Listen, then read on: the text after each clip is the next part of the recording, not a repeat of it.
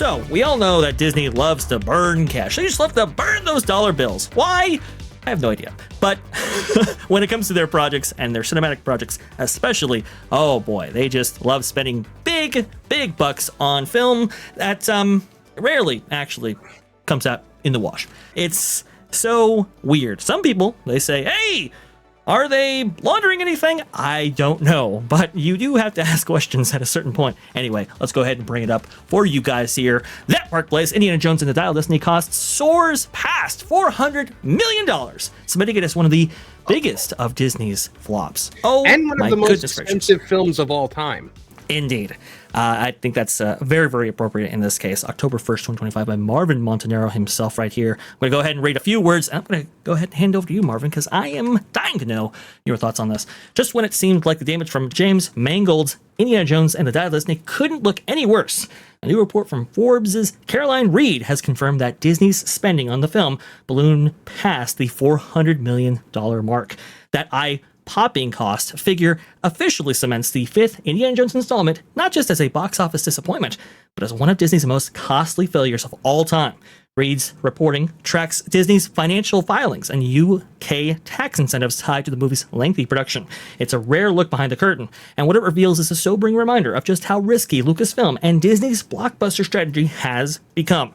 Marvin, I look at something like this and I go, if I was an executive, right, and I was being pitched this movie, and it's like, okay, we want to go ahead and do a fifth Indiana Jones film, I'd be like, okay, that's a risky proposition right there, for various reasons, not the least of which being Harrison Ford's age and the continuing ongoing enthusiasm for this specific franchise. But okay, fine, whatever. We're going to spend a ton of money on this. Who are we going to cast alongside Harrison Ford? Phoebe Waller-Bridge. Yeah, I think it went something like, we want to do a fifth Indiana Jones film. Okay, great. People love Indiana Jones. We're going to spend $400 million on this. Oh, wow, that's a steep price point. But you know what? It's Indiana Jones, and people love Indiana Jones. We could probably make $1 billion off of this movie easily. Okay, the plot is that he gets berated constantly by an insufferable feminist brunette British lady who's snarky. And just somebody's just going to be like, again? But we did that the last times. We did this in 3 Star Wars movies. Right. This is why I said times. Every Lucasfilm project has to have an insufferable, snarky, brunette British feminist because it's all Kathleen Kennedy self-inserts.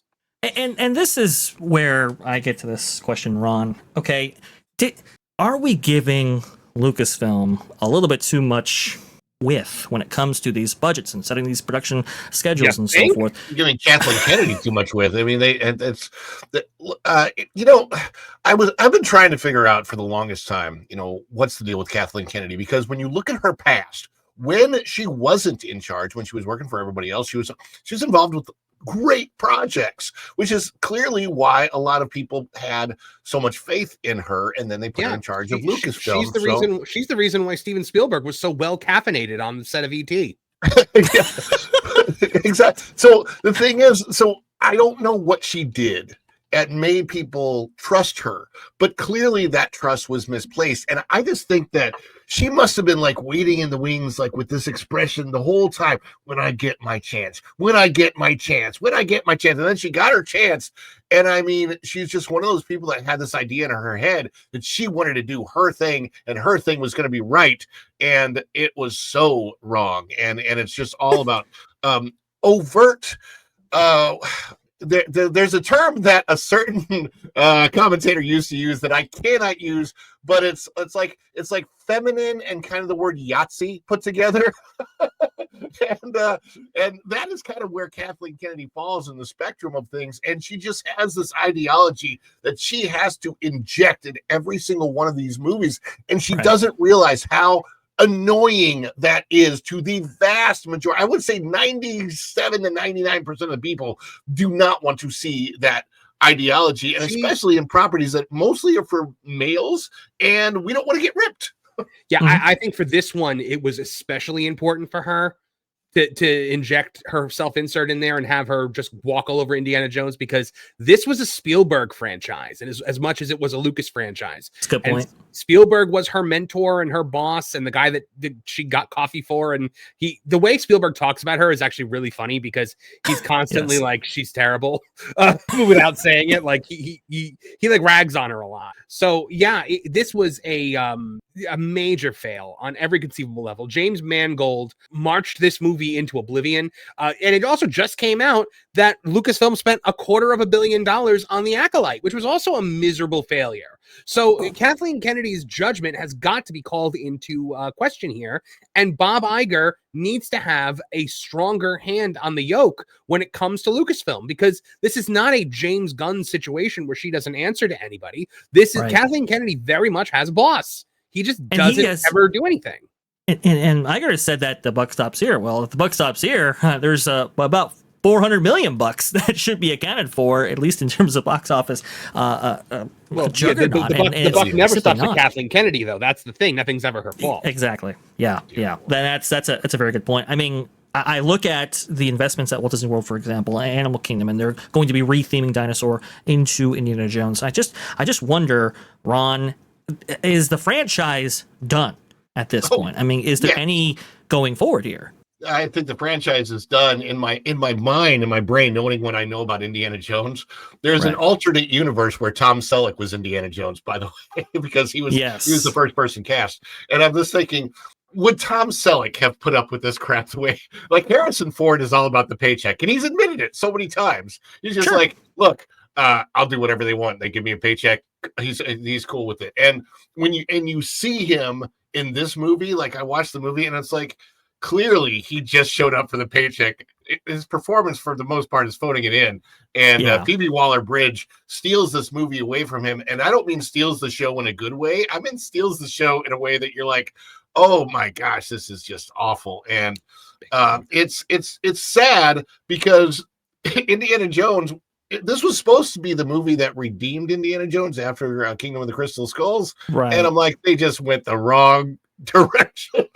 Well, Phoebe Waller-Bridge steals the movie from him by design, because you can't convince me that this, no matter what they want to say, the goal was not for Phoebe Waller-Bridge to be the new Indiana Jones going forward. I mean, that was the big speculation out there, and I think there was the chatter online convinced them otherwise, which is not the worst thing in the world. It just didn't save the movie. Now, Marvin, I want to go ahead and end with this, because there's an aspect of this that is developing right now, at least when it comes to James Mangold himself.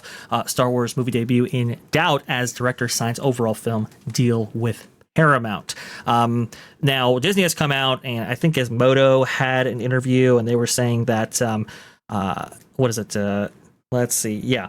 IO9 reached out to Paramount, DC Studios, and Lucasfilm about the news and heard back from a representative from Mangold. They confirmed it to IO9 that the filmmaker, quote, remains attached and available to develop all his other projects.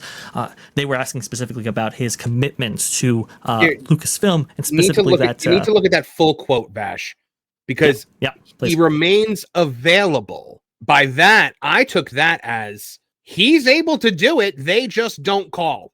Right. They're just not hitting the gas on this. So I think that's what that says there, at least in my mind. I think a lot of people who wanted to hear what they wanted to hear heard he's still doing it. In actuality, it was his reps being like, he's still willing to do it. Yeah. I think that's Dawn of the Jedi is now just another one of those Lucasfilm projects that gets announced and never actually comes out. Right.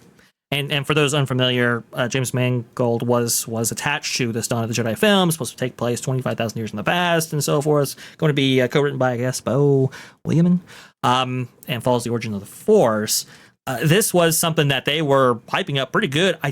Did they have James Mangold? Yeah, they had him on stage talking about this. Yeah, I forget about all this. So they were going forward. This was going to be the next big thing, along with this Rey movie and so forth. Same Star Wars Celebration where they brought out Daisy Ridley for the Rey movie. Right, and neither of those things are moving forward.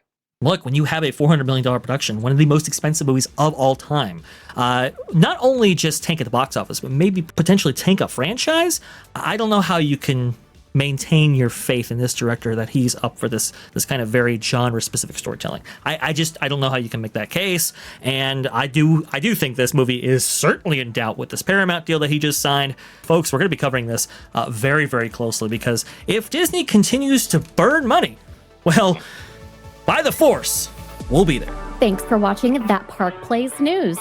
For more information, consider checking out www.thatparkplace.com. And don't forget to subscribe, share, like, and send this out on your favorite social media account.